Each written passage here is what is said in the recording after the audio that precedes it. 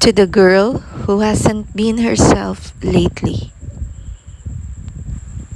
I know how it feels to catch yourself daydreaming and lost. I know how it feels to feel how you've been feeling. I know you're trying not to let your emotions overcome you and to get that lost spark back. And I even know that it doesn't come easy. I know. I can feel you. No matter what are you feeling right now, I want you to stop and breathe. Breathe deep and let the negative energy pass away. Next, I want to remind you something really important. First, vent out all the emotions. Cry if you feel like. Write down in a paper what you've been feeling. And let go of it out of time itself.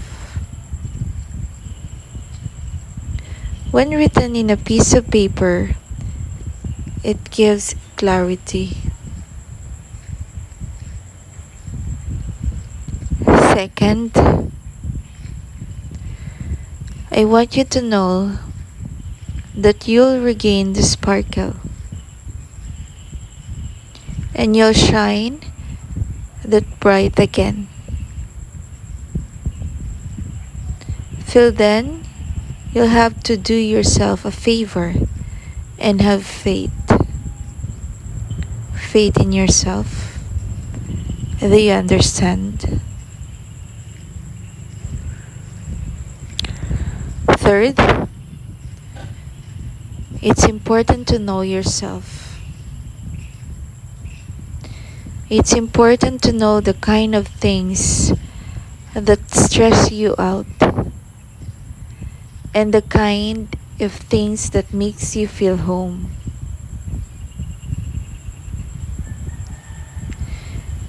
And it's important to understand that you'll be the only person for yourself. And you'll have everything necessary to make yourself feel happy and peaceful. Your mental peace should be your first priority. Do anything and everything to make yourself peace. Fourth, no matter what you've been through, I need you to believe that there are a handful of people who will love you always. Always. Make sure you speak to them and get enough of their love.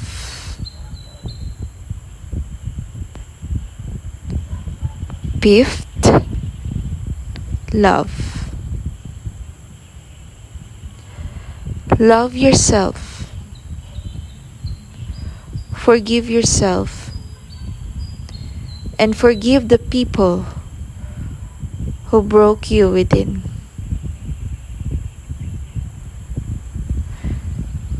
Rekindle that love with yourself. Remember, you're stronger. That you believe you are amazing of what you have been doing lately. Sixth, just to let you know, I'm proud of you. I'm proud of everything you're doing to make yourself at peace and find the lost you. Much happiness and pretty vibes are coming your way.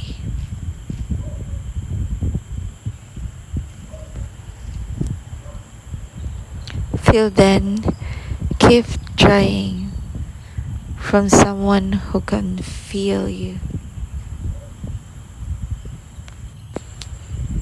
Loneliness is complicated. New town, new job, depression, social anxiety, low self esteem, no friends. Sometimes it's none of those things, and sometimes all of them.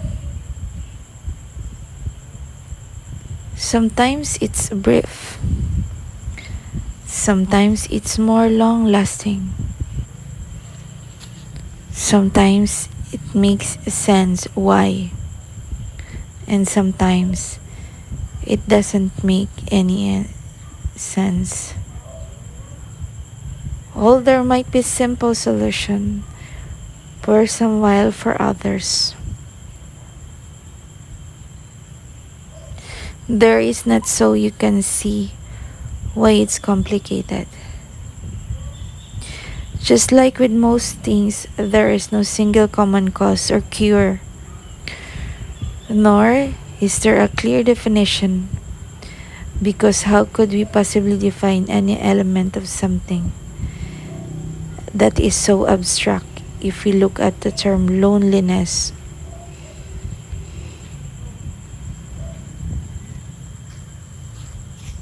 I did, of course, try to find my alone moments because introvert survival instinct, yet I felt really lonely, and it's not an easy thing to describe. I can barely even describe it to myself, but it was kind of like feeling trapped inside my own thoughts and feelings, and that bubble almost became my comfort zone. Like you almost accept that this state of mind is your home now. And that time I couldn't really understand why I was feeling that way.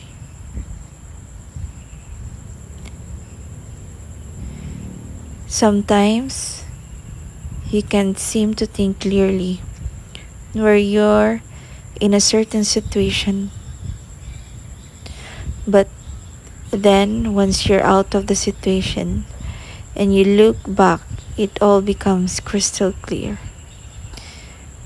It's like ending a relationship and then looking back like that.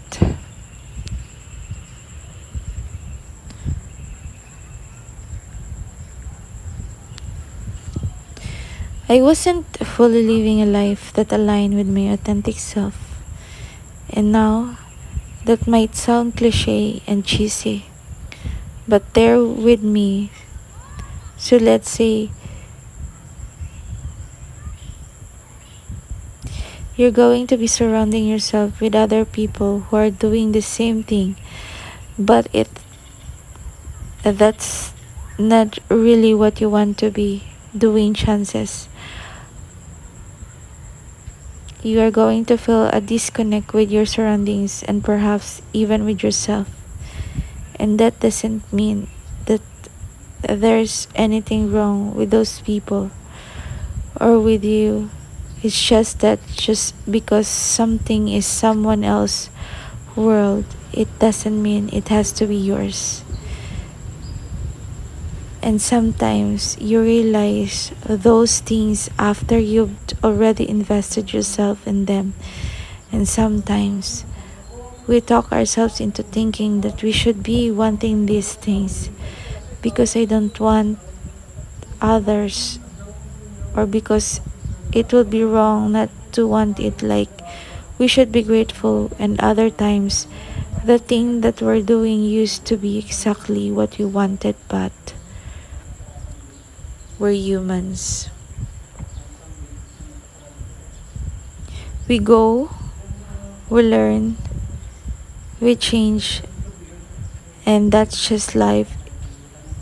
No matter how much you try to calculate the risks and foresee the future to someone, try to make sure that you're making the right decision in life. You're not a weather app, you know.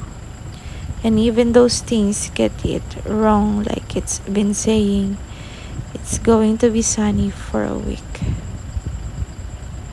But where is the sun stuck on now the period of loneliness eventually passed for me?